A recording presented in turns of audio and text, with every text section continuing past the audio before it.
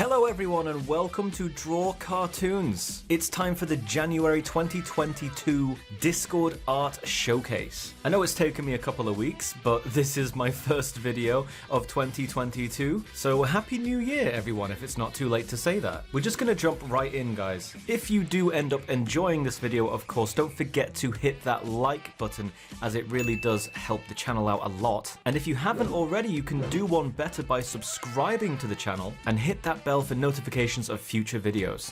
Alright, let's get into it.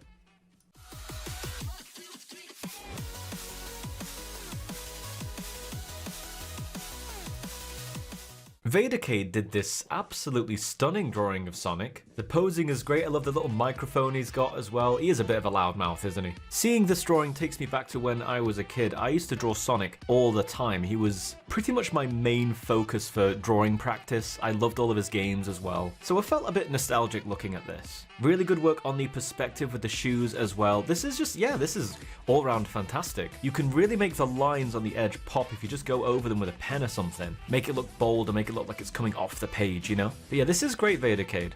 SQUIDTHEBANANA has been probably the most active artist in the Discord this last month. Absolutely tons of art to look at. I couldn't possibly get it all into the video. Nonetheless, here are two of my favorites. Over on the left, we have this enormous squid in a bathtub with a little toy pirate ship. I love that. There's a lot of charm to this piece. The color palette is very limited here. It's quite hard to stick to that, but they did anyway. Good shading. I love the water being all wavy despite it just being bathtub water.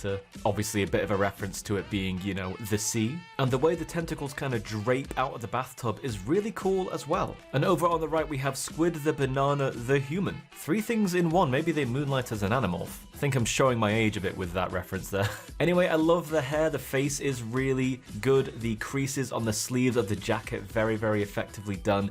Even using blue as a line art color here. Not something I see people experimenting with very often. Usually they just kind of use black. Absolutely nothing wrong with that, but it does pay off to use different color lines sometimes. The drawback is that sometimes you can end up with line work that is brighter than the color housed within it. This is something that doesn't always look too good because the line work is really, it's the shadows at the end of an object, right? That's what your line art is. So it's quite hard to make lighter colored line art look good like that. It takes a lot of focus and experimentation and practice to know what color line art to use. Nonetheless, I love that you've given it a try. Really, really good work this month, Squid. I can't wait to see more from you. Darkness Forever is back, and I absolutely had to show off this drawing of Sans. That's Sans from Undertale for those of you who don't know who this character is. Love the jacket, love the expression, especially love the legs. You've got a fantastic, borderline realistic curve on the bones of the legs here and ending in these huge fat shoes. The stylization here is absolutely fantastic. This is actually a pretty advanced way of drawing legs. I love it. I think it's really, really almost anime inspired, but not necessarily.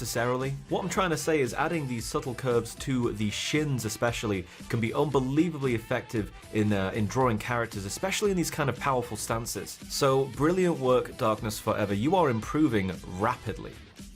Again, we steer away from cartoons just for a moment to look at this one. This is an architectural piece by RAPZIENOTFOUND. I absolutely had to show this one off. We had some architecture in the previous video as well. And maybe I've got a bit of a weakness for drawings like this because they require quite a lot of precision. When it comes to drawing buildings or generally objects and things like that anyway, it takes a lot of straight lines, it takes a lot of using your ruler, it takes a bit of planning. Here we can see that the artist has used vanishing lines to get the shapes that they want. Those are the faint pencil lines that you can see on the left and the right that seem to get bigger towards the center of the image. Vanishing lines are essential in drawing things like this accurately, so I applaud you for getting it absolutely right. Also, I appreciate the little cross-hatching and hatching shading to keep things different as well. This sad clown smoking by Buttercookie is an absolutely perfect example of how cartoons are not always necessarily happy and bright and colourful. No, this is none of those things. This is a very sad, kind of moody, almost kind of melancholy piece here. I love the shapes that they've used here. Very good kind of shape on the head and the way the smoke thickens out towards the top of the head. Also, apparently, smoking clowns is an aesthetic that I just didn't know about until right now. Seriously, just Google smoking clown. There's so many pictures of that. Why is that a thing? Buttercookie, good job and thank you for opening my eyes to that. This one is by Anne Howe, I hope I said that right, and they've drawn this rather menacing individual. I absolutely love the uses of purple and green here. Purple and green are colours that are very traditionally associated with villains, especially in Japanese original media, you know, anime and things like that. I love the fangs, I love the patch on their face of the rather unhappy looking expression. I love the frothing green goo, makes me think of Rick from Rick and Morty. And they even have this patch on their jacket that just outright says evil. You know, just in case you didn't know. Even the bendy water gun kind of thing just looks very cartoony. I love that touch. One very small piece of feedback for you is just make sure that the arms are coming out from symmetrical parts of the torso. You've got one shoulder higher than the other here, but otherwise great cartooning. This piece is by PEGAWEREWOLF, I hope I've said that right. I believe this is an original character called Naya? Love the design and keeping the colour palette quite restricted to shades of purple, look at that. You've got reddy, pinky purples, bluey purples, and just outright purple purples right there in the middle. The character very much reminds me of almost like a Halloween-styled Ahri from League of Legends, which, trust me, is a good thing. Ahri's design is one of the reasons I actually mained her for a while, for those of you who do play League of Legends. Anyway, this is great. I love the pose. The only piece of feedback I could really give you here is just kind of mind your proportions. The legs are a little bit smaller than I think they should be, but other than that, this is lovely. I can't wait to see more from you. Snow did this simple but appealing portrait. Love the gas mask. I love the focus on white and red as colours. It's very Christmassy, very festive, which makes sense for the time that you actually drew this. Matches your name there as well. Very thematic, this. Not much more to say. Great work. Here's a return from Obo Bango, and this is a piece that I absolutely had to show off. Look at the creases in the trousers here. You can tell there's been a lot of practice here. It's really hard to get clothing creases right. They're probably one of the hardest things to consistently draw in a way that's accurate and effective. They also challenge themselves with a very difficult pose. With poses like this one, you definitely want to make sure that you have a reference on hand. I absolutely love the hairstyle and the big, almost like graffiti style text in the background. Obo, if you get some time, I'd love to see this one inked and coloured in.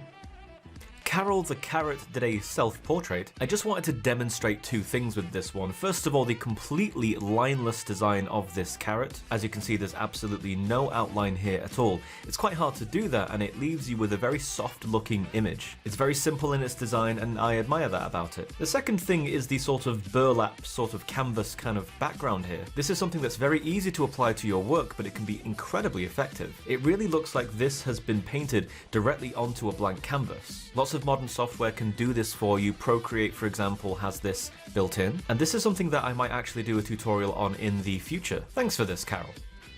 Here is some absolutely superb posing practice that I just had to show off. This is by Liam007 Ross in the Discord. Liam, this is exactly the kind of thing that I love to see. You've got an absolute array of poses here. A lot of them to do with winter sports. You've got obviously the ice skating, and you've got some snowboarding and skiing going on. And then there's just a guy kind of chilling out on the floor, because why not? But seriously, Liam, this is lovely. I love to see this. This is exactly the kind of practice I like to see. Lots of curves and bends in the bodies. Just awesome work. Keep going. Oh, Itchy and Scratchy, an absolute classic. A cartoon that doesn't really exist in the real world, but very much does within the Simpsons universe. Frisky the Fox has drawn this picture of Itchy and Scratchy having a bit of a stare down. I'm not sure that Itchy is quite as out of reach as they think they are. That's definitely jump and grab kind of range there. Really good work on the expressions, especially here, Frisky. I see the texture on the backdrop as well. That's surprisingly effective given it's only a couple of colours and a textured brush there. Really nice. Keep experimenting with your perspectives and keep going with those poses, because those poses are looking good as well. Dr. Paradox is a newcomer to the Discord, and this is their first ever contribution, and let me tell you, you came out the door swinging. This is looking fantastic. I can't wait to see a full body piece by you, which means obviously the waist and the legs downwards as well, but no pressure. I'm just saying you're off to a really, really good start here. Of course, we don't only draw cartoons here on Draw Cartoons. Doom has treated us to this lovely backdrop. They've drawn a sunset on a tropical looking beach, and it's really something to look at. I appreciate the shading on the leaves here. You've got a lovely purple gradient in the sky. The sun itself is a very hot red towards the sea here. Not bad at all. In your next backdrop, let's try applying some shadows underneath the trees, which would be cast away from the sun, with the sun being a source of light. Also, the sun will cast its light across the surface of the ocean, so you can add a few orange and white kind of sparkles that widen out towards the viewer next time. This is really good, Doom. I can't wait to see more. Something simple but wonderfully cartoony by CATBOY. The body has been left very simple here, but I wanted to draw attention to the face. We have an almost menacing sort of grin here, with the eyebrows being in the shape of a tilde, while the grin is very, very upward curved to a point where it's heavily exaggerated, and that is something that I just love to see in cartoons in general. The hair's got a great waviness to it as well. CATBOY's been very productive in the Discord, and this one I just wanted to single it out because of the stylization of it. Really nice. Rick Astley, I don't think it's the Rick Astley. Anyway, wow, you're so good at drawing nature. Look at these colours. You've shaded in these tree leaves with a slight hint of blue for the shadows, and yet a kind of hot yellow for where the sun's hitting it. That's so effective. That's like a really advanced technique. Trees are deceptively hard to draw because of all the little branches and stuff like that you've got to get right. You are off to an absolutely grand start on this, and the flower's gorgeous. I'd love to see what you can do with a rose. Roses have very intricate petal patterns, so if you can get that right, well, I'd love to see it, Rick. And that is all I've got time for in this video, guys. Thank you so much for all of your submissions over on the Discord. Remember that you can join the Discord as well. If you're not already a member, you can just hit that link down there in the description below. Just like watching these videos on YouTube, you need to be at least 13 years old to use Discord as well. But otherwise, yeah, I can't wait to see you guys there, and I can't wait to see what you share with us. If you didn't already, please remember to like this video if you did enjoy it, and subscribe to the channel for more videos just like this one and tutorials in the near future. Until next time.